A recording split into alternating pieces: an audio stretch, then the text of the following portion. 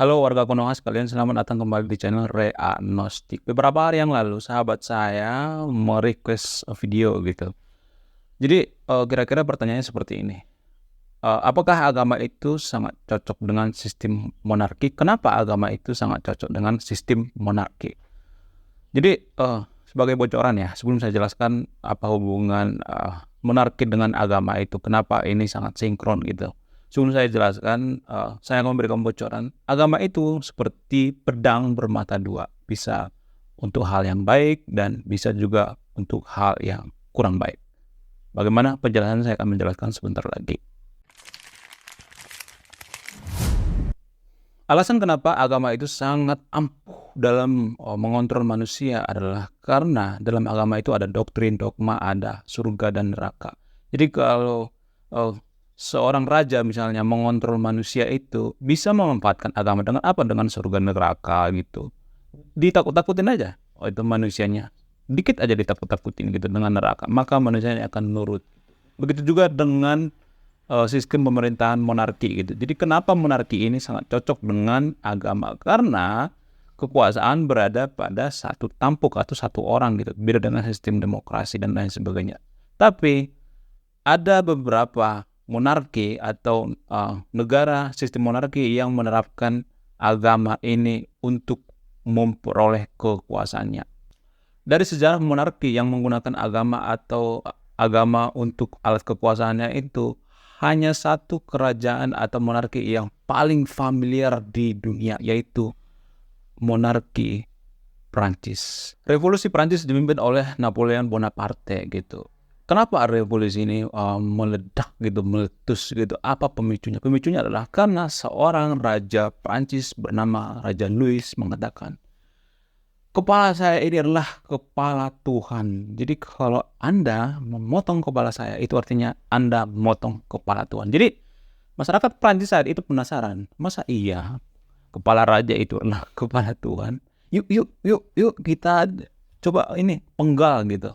Dan penasaran mereka terhadap kepala raja itu akhirnya membuahkan revolusi Prancis yang dipimpin oleh Napoleon Bonaparte. Ketika Raja Prancis penggal dan digantung di depan istana raja, maka kepalanya ditenteng seperti ini.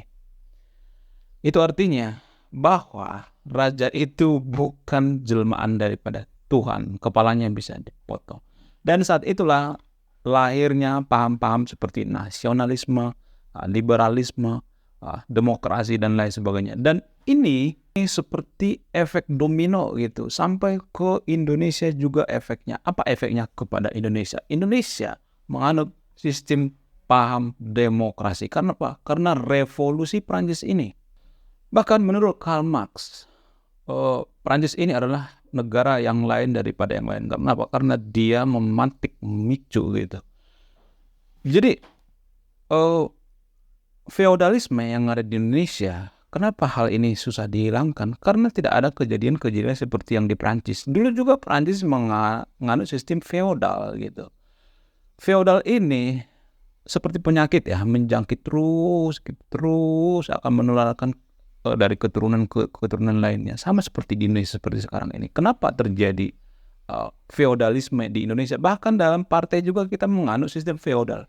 Apa bukti di Indonesia itu partai menganut sistem feodal? Karena begini ya, banyak partai di Indonesia ya, saya tidak menyebut partainya siapa, karena bapaknya dulu founder misalnya, founder negara gitu, terus dia menjadi ketua partai, terus anaknya juga jadi ikut gitu. Ya nggak apa-apa sih anaknya gitu. Biasanya ketua partai itu anaknya pasti ngikut juga masuk ke partai itu dengan seenak jidatnya gitu. Walaupun tidak berprestasi, walaupun prestasinya tidak ada, gitu, tidak menyamai dengan orang tuanya. Bahkan bisa dibayang-bayangi ya prestasi anaknya dengan orang tuanya. Tapi yang jadi permasalahan, biasanya mereka tidak berprestasi. Ini yang jadi masalah. Tapi akar sebenarnya atau permasalahan yang sebenarnya itu ada di masyarakat gitu. Kenapa saya mengatakan akar sebenarnya itu di masyarakat? Karena masyarakat juga memilih gitu, memilih pemimpin yang jelas-jelas feodal. Ya nggak jadi masalah gitu, kita memilih seseorang itu, tapi jangan berdasarkan bapaknya, berdasarkan keturunan siapa, terahnya siapa, darah merah, darah biru, darah coklat, darah kuning, darah ungu, tidak punya darah. Jadi masyarakat, kembali ke masyarakatnya gitu. Kenapa masyarakat Indonesia itu masih feodal gitu? Karena tidak ada kejadian yang memantik seperti yang terjadi di Prancis. Oke, kita demokrasi.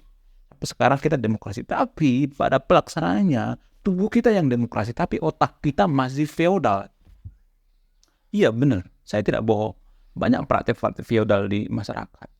So simple misalnya, oh ini yang punya kawasan, oh pribumi, oh ini non pribumi, oh kamu mah harus izin dulu ke sana, sowan dulu ke sana, ke situ, kemari. Itu adalah praktek dari para feodal. Jadi tolonglah yang nonton video ini ya.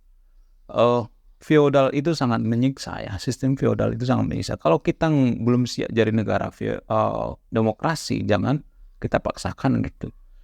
Jangan kita paksakan demokrasi tapi jiwa kita masih jiwa feodal. Ya mending feodal sekalian gitu. Nggak jadi masalah feodal sekalian gitu. Jangan kita campur adukan antara feodal dengan demokrasi gitu.